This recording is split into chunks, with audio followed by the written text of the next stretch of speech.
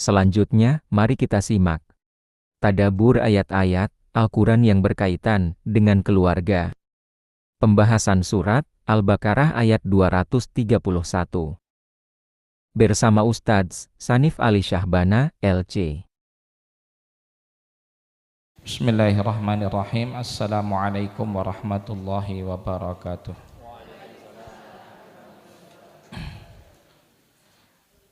Alhamdulillahi wa syukru lillah wa la hawla wa la quwwata illa billah. Ashhadu an la ilaha illallah wahdahu la syarikalah wa ashhadu anna Muhammadan abduhu wa rasuluh. Allahumma salli wa sallim wa barik ala sayyidina wa maulana Muhammadin wa ala alihi wa sahbihi wa man tabi'ahum bi ihsanin ila yaumiddin. Fa nas'alullaha ta'ala an yamunna alaina bi fadlihi wa karamihi wa judihi al-ilman nafi' wal amal as-salih wa yufaqihana fid din wa yaftaha lana futuhal arifin wa yarzuqana al-ikhlasa fil aqwali wal a'mal kama nas'aluhu jalla fi'ula an yaj'ala jam'ana hadha jam'an mubarakan wa tafarruqana min ba'dihi tafarruqan ma'suman wa la yaj'ala fina wa la minna syaqiyan wa la mahruman. Allahumma amin. Ma'asyiral muslimin wal muslimat wa zumratul mu'minin wal mu'minat, jamaah pengaosan Ahad pagi wonten Desa Sepanjang Tawangmangu ingkang kinurmatan wonten komplek Pondok Pesantren Darul Falah. Mugi-mugi Allah Subhanahu wa taala tansah maringi kawula panjenengan kaberkahan, kanikmatan, karahmatan lan ugi mbikaaken pintu-pintu kebaikan kagem kawula panjenengan wonten enjang menika. Allahumma amin. Lajengaken pengaosan tadabbur Al-Qur'an ayat-ayat ingkang kaitanipun kalih rumah tangga lan keluarga. Dumugi surat Al-Baqarah ayat 231. Mekaten nggih. Tayyib, dalam waosaken rumiyin 231 kan? Nggih. Nggih. A'udzu billahi minasy syaithanir rajim. Wa idza talaqtumun nisaa fabalaghna ajalahunna faamsikuhunna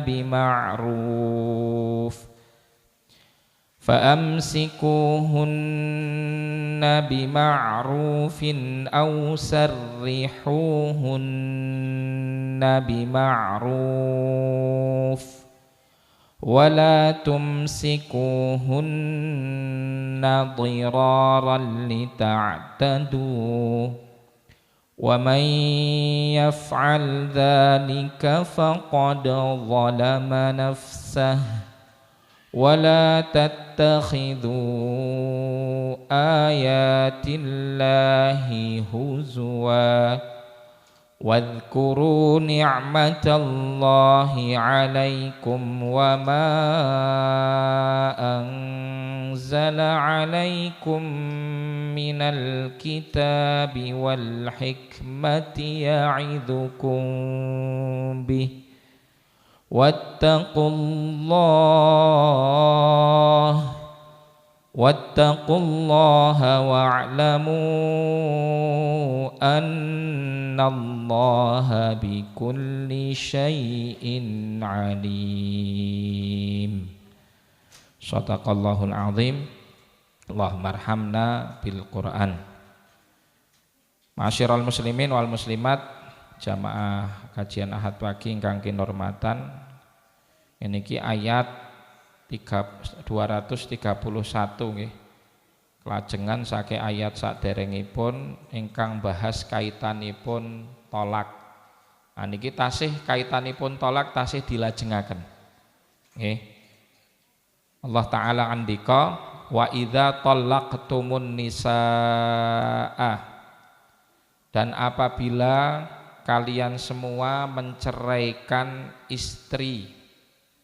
Nisa di sini perempuan, tapi maksudnya adalah istrinya. Fabalaghna ajalahunna. Ya, fabalaghna di sini dan telah sampai atau maka telah sampai. Telah sampai niku bukan artose pun telas tapi pun caket. Telah sampai ajalahunna waktu ketentuan iddah. Jadi setelah dicerai ada masa iddah. Niki pelajaran pun diulang-ulang, setelah dicerai ada masa iddah. Masa iddah kemarin juga sudah kita ulang klasifikasinya. Kalau hamil sampai melahirkan, kalau dia itu haid antara 3 kali suci atau 3 kali haid, ya. Kalau dia tidak haid maka 3 bulan 10 hari. Nah, ayat ini tidak berlaku untuk yang cerai mati karena wa idza talaqtum sudah jelas konteksnya talak hidup. Nggih, konteksnya apa? Talak hidup. Fa balaghna ajalahunna. Kemudian sudah sampai waktu ya iddahnya ini mau selesai. Seumpama yang hamil berarti sudah mendekati persalinan. Itu berarti kalau sampai lahir sudah selesai masa iddahnya. Kalau dia ini yang haid berarti sudah 2 kali suci atau 2 kali haid. Suci yang ketiga atau haid yang ketiga itu berarti kita pakai biar gampang madhab Syafi'i 3 kali suci. Suci yang ketiga itu berarti sudah dekat masa selesainya iddah. Atau kalau yang dia tidak haid berarti 3 bulan. Nah, sudah 2 bulan lebih masa tunggunya. Ini berarti sudah dekat waktu selesainya iddah. Maka Allah memerintahkan fa'amsikuhunna bima'ruf.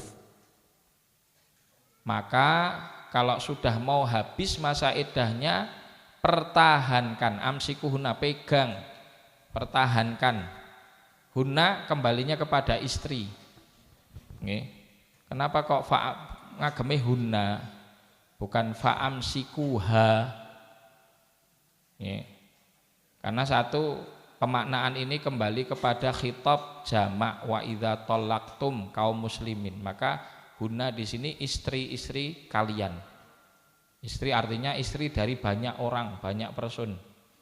Ya, karena banyak kaum muslimin ya, meskipun istrinya satu kan dikumpulke banyak kan gitu. Atau konteks yang kedua, hunna kembali kepada istri yang banyak. Karena dalam Islam diperkenankan seorang laki-laki menikah sampai 4. Bisa jadi dalam satu waktu 4-4-nya ditalak semua. Gitu. Saged mboten? Nggih saged mawon. Atau 3, punya istri 4 yang ditalak 3. Karena memang ada orangnya, ada contohnya orang menikah 4 ya. Yang satu istri pertama ini dipertahankan, tapi 3 istri sisanya itu diganti-ganti.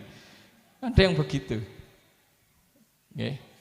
Nah, kalau seandainya talak itu terjadi serentak dan ternyata kemudian masa iddahnya juga selesainya hampir berbarengan, nah, maka khitab ini fa'amsikuhunna kembali kepada istri-istrimu meskipun dia 1 orang tapi dia punya banyak istri. Fa'amsikuhunna bima'rufin, maka pertahankanlah ya istri-istrimu itu bima'rufin dengan cara yang ma'ruf, ausarrihuhunna atau ceraikan mereka, artinya lepas, tasrih itu dilepas. Ya. Sarraha yusarrihu tasrihan. Ya, dilepas tali ikatan pernikahannya karena sudah terjadi talak, selesai iddah berarti sudah betul-betul lepas. Atau lepaskanlah istri-istrimu itu bima'ruf, dengan cara yang ma'ruf juga. Wala tumsikuhunna dhiraran lita'tadu. Nah, ini satu khitab ayat ya, setelah perintah ada larangan. Perintah yang pertama karena ada takhir au. Jadi fa'amsikuhunna bima'rufin au. Perintah itu kalau ada takhir itu menunjukkan adanya ibahah. Boleh ini, boleh itu. Ya. Perintah untuk ini atau untuk itu, dan ini mubah, sama-sama mubahnya. Mempertahankan istri mubah, menceraikannya juga mubah. Tapi di situ ada qaid, kemubahan amalan itu diikat dengan sifat yang disebut di sini bima'rufin, dengan cara yang ma'ruf. Kamu mau mempertahankan istri, ya cara mempertahankannya baik-baik. Kalau kamu mau menceraikan istri juga cerai dengan cara yang baik. Nah, maka kemudian datang larangan. Larangan ini terikat dengan pelanggaran sifat yang tadi disebut bima'rufin, wala tumsikuhunna dhiraran lita'tadu. Dan janganlah kalian menahan mereka, para istri tersebut, ya, dengan tidak menceraikannya. Artinya sudah hampir habis masa iddah, dirujuk lagi. Karena suami ketika cerai 1, cerai 2, dia masih punya hak untuk merujuk istrinya. Asalkan apa? Belum selesai masa iddah. Tapi merujuknya ini dengan tujuan untuk lita'tadu, untuk menyakiti, untuk mendolimi, untuk melukai. Itu enggak boleh. Nah, ini menyelisihi perintah yang tadi bima'ruf. Karena harusnya kalau nahan istri itu menahannya untuk tujuan yang baik. Kalau mencerai juga cerai dengan cara yang baik. Meskipun sudah cerai, tapi hubungan silaturahim masih terjaga. Anak bisa main ke sana, bisa main ke sini kalau sudah punya anak. Karena seringkali orang setelah cerai, ya itu masih berlanjut. Perselisihan ketika jadi suami istri, kemudian bahkan sudah cerai, itu dilanjutkan, ya. Akhirnya yang tertimpa atau yang terimbas itu anak-anaknya, kasihan. Maka sering habis cerai terjadi apa? Perebutan hak asuh. Ibu-ibu nggih ngikuti berita selebritis apa mboten? Mboten. Nah, saya ngikuti gosip biasanya, oh nggih Ustaz nika tesih napa? Perselisih hak asuh gitu. Nah, hak asuh. Perselisihan hak asuh ini kan seakan-akan apa ya, bahwa anak itu kemudian terbatasi untuk bersilaturahmi kepada salah satu dari kedua orang tuanya. Kalau udah di sini nggak boleh ke sana, nggak boleh ke tempat bapakmu, atau sebaliknya di sini jangan ke tempat ibumu. Ya, masih berlanjut permusuhan ini. Ini adalah cerai yang tidak ma'ruf. Oh, cerai yang ma'ruf ya sudah, meskipun sudah cerai tapi masing-masing punya tanggung jawab. Contoh sudah pisah, karena sudah tidak halal, sudah bukan menjadi suami istri yang sah. Ya. Anak dimusyawarahkan kepengasuhannya, ya, sesuai dengan kemaslahatan yang kembalinya kepada anak. Jangan sampai masalah asuh itu kemaslahatannya kembali kepada ego masing-masing orang tuanya. Karena seringkali ngoten gitu terjadi nih, ego dari masing-masing. Ya. Karena biar dianggap, wah saya suaminya, biar dianggap dia bertanggung jawab. Pokoknya enggak boleh ke sana, harus ke saya. Wah, biar dianggap kalau dia bertanggung jawab terhadap anak. Padahal tekan gone pas dikei hak asuhe, mboten saged ngopeni.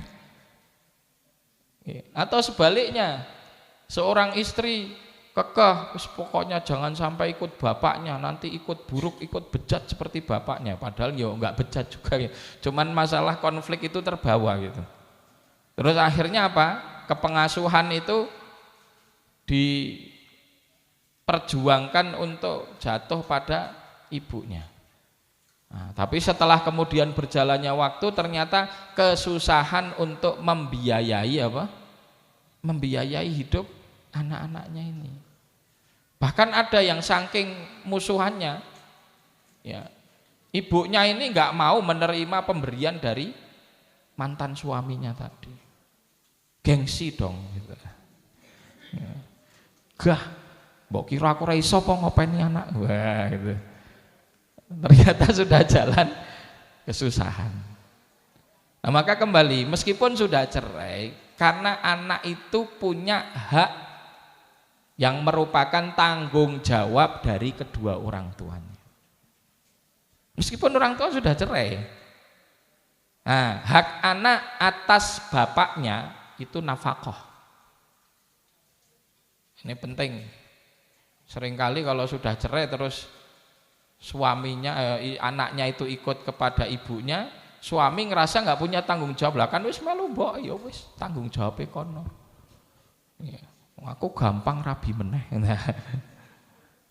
Padahal mau dia nikah lagi, mau dia punya anak lagi, anak yang dulunya itu adalah merupakan darah dagingnya yang lahir daripada cikal bakal sulbinya, itu masih tetap jadi tanggung jawab bapak ini. Tanggung jawab nafkah itu terikat antara bapak kepada anaknya itu, ya, tidak ada hubungan dan kaitannya dengan perceraian. Tidak ada hubungan dan kaitannya dengan perceraian. Jadi sampai balik bapak ini wajib menafkahi anak. Oke. Ada seorang lajang nikahi janda, anak 4. Jadi bonusnya berapa? 4. Ini jandanya janda cerai hidup. Kemudian anak-anaknya ini setelah si lajang tadi, bujang tadi, Joko tadi menikahi istri yang janda, itu ternyata ditanggung sama dirinya. Ya. Jadi anak-anaknya kalau apa-apa mintanya ke bapak angkatnya ini, bapak tiri. Sebetulnya tidak, bukan jadi kewajiban. Kalaulah si suami Joko tadi yang baru menikahi janda itu tidak menafkahi anak-anak itu sama sekali, dia enggak dosa. Karena bukan tanggung jawabnya. Tapi sekarang kan secara tradisi seakan-akan nek kowe gelem ngepek rondo gelem ngopeni anak kan gitu ya. Bener enggak? Tapi secara syar'i bukan begitu. Secara syar'i tanggung jawabnya itu tanggung jawab bapaknya. Itu kalau cerainya cerai hidup. Kecuali kalau cerainya cerai mati. Nah, cerai mati juga sebetulnya tanggung jawabnya tidak langsung ke suami atau bapak tirinya. Karena nafkah itu kan secara urutan, kalau suami meninggal bapaknya berarti nanti tanggung jawab ibunya, tanggung jawab kakeknya, tanggung jawab kakaknya kalau ada kakeknya lagi, kalau enggak ada kakaknya, pamannya, itu nanti ada urutan secara runut tanggung jawab nafkah. Ya, baru kalau semuanya itu tidak bisa, baru nanti kepada Baitul Mal, asalnya begitu, kepada Baitul Mal kaum muslimin. Cuman sekarang kita Baitul Malnya kemana, Pak? Repot kan, golek Baitul. Aslinya Baitul Mal punya tanggung jawab. Baitul Mal itu kan yang mengelola zakat, mengelola infak, mengelola sedekah. Sekarang Basnas aslinya. Tapi mungkin regulasinya butuh kita ketahui biar ketika ada kasus-kasus begini mungkin bisa diklaimkan ke Basnas. Asalnya tanggung jawab Baitul Mal untuk menafkahi anak-anak kaum muslimin. Nah, kembali ausarihuhuna bima'rufin ini nanti latum sikuhuna diraran saya jelaskan ulang ya. Kembali kepada ausarihuhuna bima'rufin atau lepas, kalaulah seandainya cerai itu cerainya dengan cara yang ma'ruf, yang baik. Nah, tadi saya katakan anak meskipun orang tuanya cerai tapi bagaimana hak-haknya tidak terkurangi. Ya, memang potensi berkurangnya nilai kepengasuhan ketika suami istri itu cerai itu sangat besar. Tapi bukan berarti mesti kalau suami istri cerai berarti kepengasuhan dan pendidikan anak rusak, belum tentu. Asalkan ini diamalkan ayat ini. Ausarihuhunna bima'rufin itu diamalkan. Kalau memang cerai-cerainya dengan cara yang baik. Jadi meskipun cerai tapi hubungan silaturahim masih berjalan, saling menutupi aib. Mentang-mentang sudah cerai malah dibuka semua aibnya. Kowe ngapa to kok pegatan karo kono? Kowe ngerti apa ora? Disebutin semuanya aibnya. Yang istrinya nyebutin aib suaminya, yang suaminya nyebutin aib istrinya. Ini juga merupakan perkara yang negatif. Ini bukan cerai yang ma'ruf yang seperti ini. Ya. Berarti kalau orang habis cerai kok malah buka aib satu sama lain, tidak mengamalkan ayat ini. Ya. Karena ketentuan mengamalkan ayat ini saling menjaga aib. Iya wis cerai kok ya dulu itu masing-masing punya aib, sana punya aib, saya juga punya aib. Siapa tahu setelah cerai ini masing-masing ada perubahan. Sudah ditutupi. Ditutupi. Ya. Nang apa kok sampeyan ki pegat? Ya urung jodoh. Lho urung jodoh piye lho dhisik wis rabi kok. Lah ya Gusti Allah urung jodohke meneh gitu. Ya. Jadi bagaimanalah caranya aib masing-masing itu ditutup. Nah, ini untuk mengamalkan ayat ausarihuhunna bima'ruf. Nah, pertama tadi masalah kerjasama dalam mendidik anak. Itu tanda kalau cerainya cerai baik. Hak-hak anak jangan sampai dikurangi. Hak nafkah itu adalah tanggung jawab suami atau bapaknya. Bapaknya kalau udah cerai kan berarti jadi bapaknya anak. Dan tanggung jawab kepengasuhan itu dipikul berdua. Ketika anak ini masih dalam fase yang membutuhkan banyak kasih sayang ibu, ya ibunya harus betul-betul intens. Ya.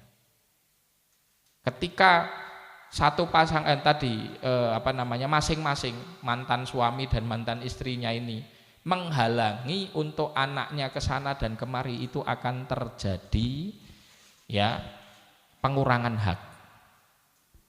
Sehingga anaknya tidak bisa mendapatkan kasih sayang ibunya secara sempurna dan juga tidak bisa mendapatkan keteladanan serta pendidikan bapaknya.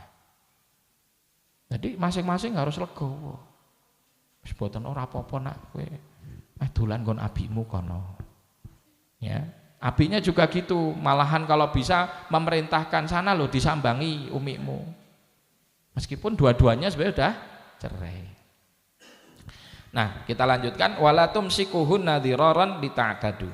Wala tumsikuhunna dhirara. Janganlah kalian menahan untuk tidak menceraikan istri dhiraran, ya, dengan tujuan untuk menyakiti lita'tadu dan menzalimi mereka. Ya. Jadi dengan menahannya ini, tidak menceraikannya, itu menjadikan istri ini menderita. Kalau itu diniati secara sengaja untuk menjadikan istri menderita, dosa. Ayat ini mengandung hukum larangan. Al aslu fin nahyi lit tahrim. Asal dasar larangan di dalam syariat kita, baik dalam Quran atau hadis, itu asalnya lit tahrim, untuk pengharaman. Illa madalla dalil ala khilafihi, kecuali kalau datang dalil yang kemudian menggeser. Nah, asalnya ini larangan ini untuk tahrim karena nggak ada dalil yang menggeser bahwa tujuan seorang suami mendolimi istri dengan cara apapun itu adalah dosa, haram.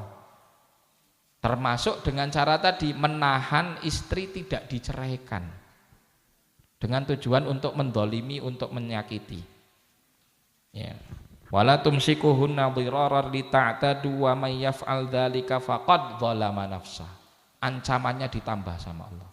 Wa may yaf'al dzalik, dan barang siapa yang mengerjakan perkara itu, yaitu mendolimi istri, menyakiti istri dengan cara tidak menceraikannya, faqad dzalama nafsah, sungguh dia telah mendolimi dirinya sendiri. Wala tattakhidhu ayatillahi huzwa, dan janganlah kalian mengambil ayat-ayat Allah itu untuk bahan candaan, untuk senda gurau, digawe gojek. Ya, karena ketentuan hukum Allah itu adalah perkara yang harus dihormati, yang harus dimuliakan. Ayat-ayat Allah itu, firman-firman Allah adalah perkara yang mulia. Ya, karena sering orang diingatkan dengan ayat Allah ngece. Nah ini, maka diperingatkan wala tattakhidhu ayatillahi huzwa wadhkuru ni'matallahi 'alaikum wa ma anzala 'alaikum minal kitabi wal hikmati ya'idzukum bih. Dan ingatlah nikmat Allah Subhanahu wa taala atas diri kalian dan apa yang Allah turunkan, wa ma anzala 'alaikum minal kitab, berupa Alkitab yaitu Al-Quran, wal hikmah, dan begitu juga al-hadis. Alkitab itu Al-Quran, al-hikmah itu al-hadis, ya'idzukum bih, di mana keduanya itu menjadi peringatan bagi kalian. Ya, ya'idzukum bih, di mana keduanya itu menjadi peringatan, pengajaran, pembelajaran bagi kalian. Kalau nggak ada Quran, nggak ada hadis, kita nggak ngerti hukum. Kalau Quran ini, ayat ini tidak turun, kita nggak ngerti bahwasanya menahan istri tidak diceraikan dengan tujuan mendolimi itu haram. Kalau Al-Quran tidak mengajarkan kita, kita tidak mengenal nilai adab bahwa meskipun cerai, tapi kedua belah pihak tetap bersikap baik. Nggak ngerti adab itu, tapi Al-Quran ngajari kita. Dan ini nikmat besar, nikmat yang besar sekali ketika seseorang itu diberi oleh Allah kesempatan bisa mengamalkan Al-Quran, bisa mempelajari Quran, bisa memahaminya, bisa mengamalkan isi kandungannya. Nikmat besar sekali. Ya. Maka para ulama itu kan mengukur nikmat-nikmat Allah yang Allah berikan kepada kita ini. Ya. Ada nikmat harta, ada nikmat jabatan, ada nikmat uang, ya, ada nikmat mungkin istri atau suami, ada nikmat macam-macam, popularitas itu bisa jadi nikmat juga.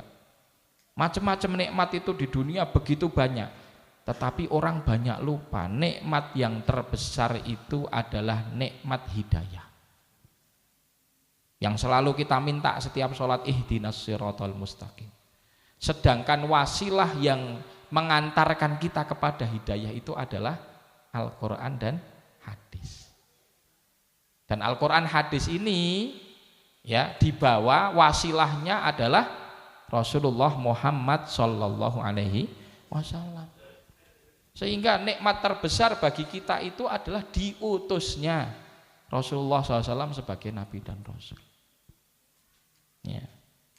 Allah sering mengingatkan ayat-ayat seperti ini, ya, sebagaimana di surat Ali Imran, ya ayyuhalladzina amanu taqullaha haqqa tuqatih wa la tamutunna illa wa antum muslimun wa'tasimu bihablillahi jami'an wa la tafarraqu wadhkuru ni'matallahi 'alaikum id kuntum a'da'an fa'alafa baina qulubikum fa asbahtum bi ni'matihi ikhwana.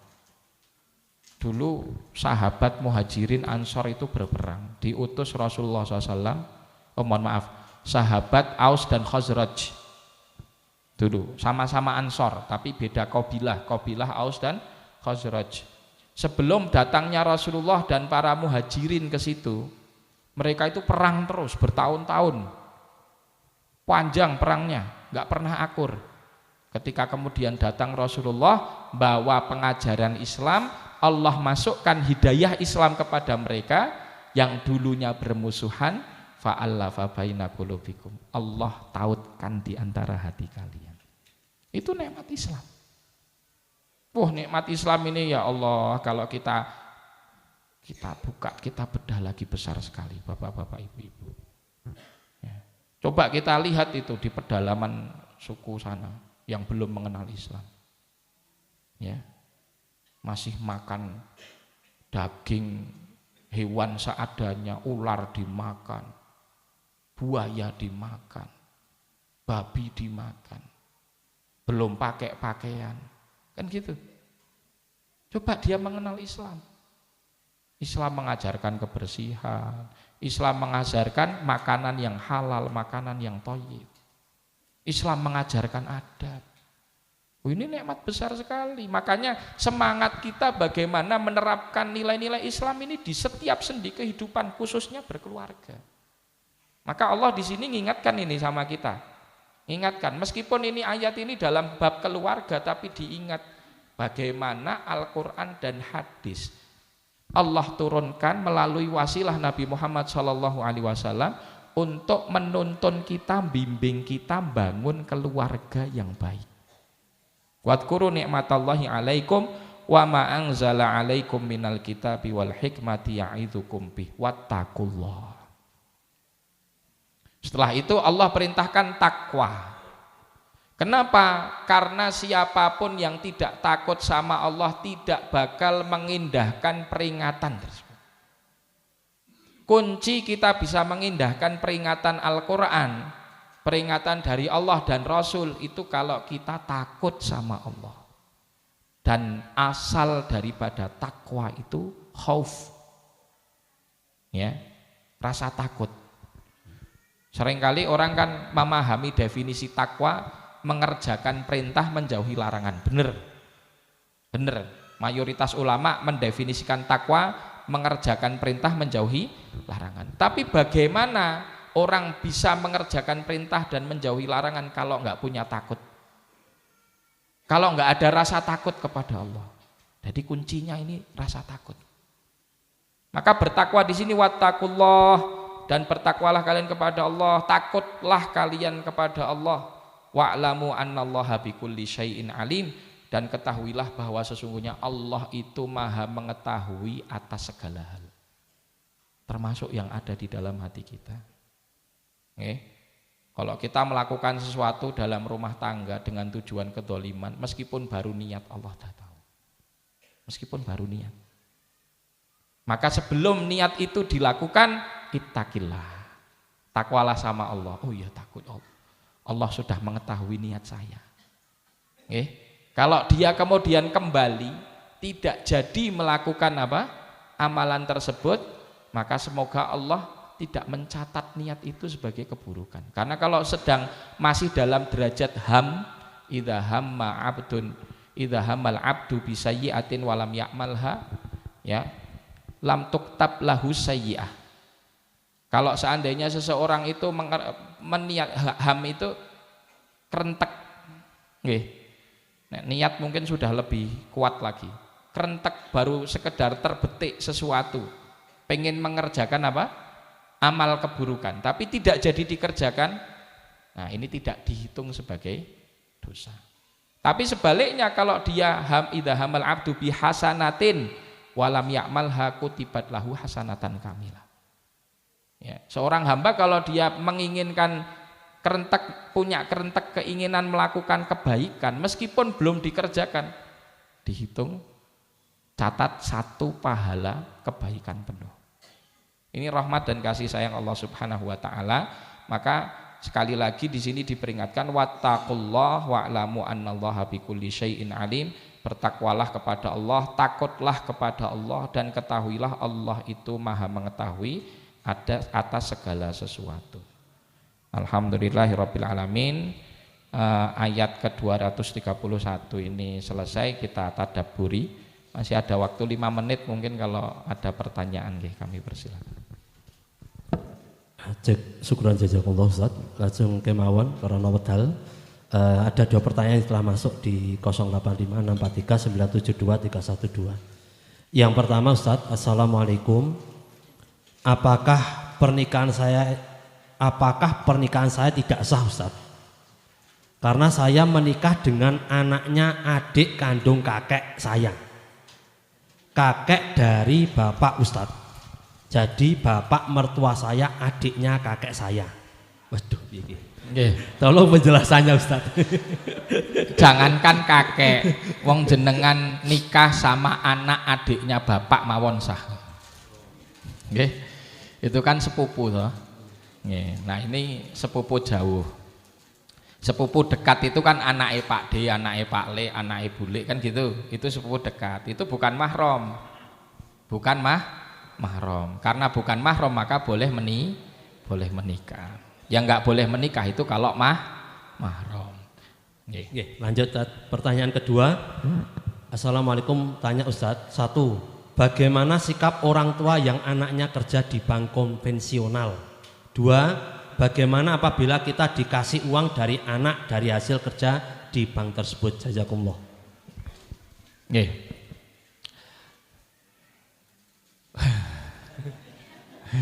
Ya, orang tua menasehati. Nggih. Karena hukum asal bertransaksi, bermuamalah dengan bank konvensional, bank ribawi, ya, di dalam muamalah yang sifatnya itu tidak dalam kondisi darurat, ya. Darurat itu bukan muamalah ribawi. Contohnya mungkin dulu sebelum ada bank, bahkan sekarang pun sebelum ada bank syariat, sekarang pun banyak orang yang masih sifatnya nabung. Nabung itu akadnya, asasnya itu wadiah, sebetulnya nitip. Tapi sebetulnya realisasinya itu bukan wadiah itu. Ya, itu bentuk kita itu memberikan dana untuk diputarkan, ya, sama saja kita murbi, ya. Tapi sebagian ulama kemudian ketika tidak ada cara untuk seseorang itu bertransaksi secara transaksi dengan transaksional modern, karena sekarang jual beli bahkan pembayaran gaji itu juga banyak dengan bank, dengan transfer, yaitu ada yang mengatakan umumul balwa. Tapi asalnya bekerja atau muamalah di bank konvensional, bank ribawi itu hukumnya haram. Ya, sehingga orang yang kerja di bank ribawi itu hukum asalnya penghasilannya adalah haram. Nah, terus bagaimana ketika orang tua dikasih anak uang dari situ? Ya, ketika dia menyebutkan bahwa uang ini dari bank, ya, pada dasarnya lebih utama tidak diterima, atau diterima tapi kemudian dialihkan kepada yang lain, bukan untuk diri kita. Jadi diterima, disodakohkan lagi kepada orang. Tapi kalau dia ngasih tanpa memberitahu sumbernya dari mana, hukum asalnya mubah, diterima. Kenapa? Karena pemberian orang kafir saja boleh kok kita terima. Padahal orang kafir itu kan jelas hartanya syubhat, haram, itu bahkan enggak jelas hartanya dari asalnya halal atau haram. Kemungkinan besarnya orang kafir itu hartanya dari yang haram karena dia tidak memiliki standar halal haram. Itu aja boleh kita terima, apalagi dari anak kita yang dia asasnya muslim. Ya. Jadi yang di sini dipermasalahkan kalau dia ngasih tahu, Bu, iki gajiku nyoh tak kayak gitu. Nah, ini yang jadi masalah ini, karena itu jelas berasal dari apa? Bank konvensional ribawi itu. Gitu. Tapi kalau dia ngasih tanpa memberitahu sumbernya, ya kan bisa jadi dia punya bisnis lain, dia punya, biasa jadi dikasih orang, bisa jadi macam-macam. Nah, itu masih sah atau mubah untuk diterima. Wallahu ta'ala alam. Satu lagi tadi ya. Bismillah, izin bertanya Ustadz. Di sosmed beredar video pasangan yang sudah lansia yang sedang diwawancara. Waktu suaminya memuji istrinya, beliau menggunakan kata kami, seperti istri kami atau ibu anak-anak kami. Mohon dijelaskan makna penggunaan kata kami, apakah pujian atau ada makna lain? Itu tanyakan ke yang ngomong. Kalau yang ditanyakan Quran itu bahasa Quran nanti saya jelaskan lah, itu yang ngomong orang di medsos, tanyakan ke mbahnya itu ya. Tapi secara umum dalam bahasa Indonesia itu kan juga kadang orang meskipun sendiri tapi ngomong kami itu untuk ya istilahnya kesopanan ya, sopanan gitu. Nih pangapunten, Allah taala alam. Mekatan napa ingkang saged kawula aturaken enjang menika, mugi-mugi saged sami-sami mendhet manfaatipun lan insyaallah saged dados ganjaran wonten akhirat benjang. Shallallahu wasallim wa barik ala Muhammad wa ala alihi wasallam bila taufik wal hidayah wa ridha wal inayah nasrun minallahi wa fathun qarib. Assalamualaikum warahmatullahi wabarakatuh. Waalaikumsalam warahmatullahi wabarakatuh.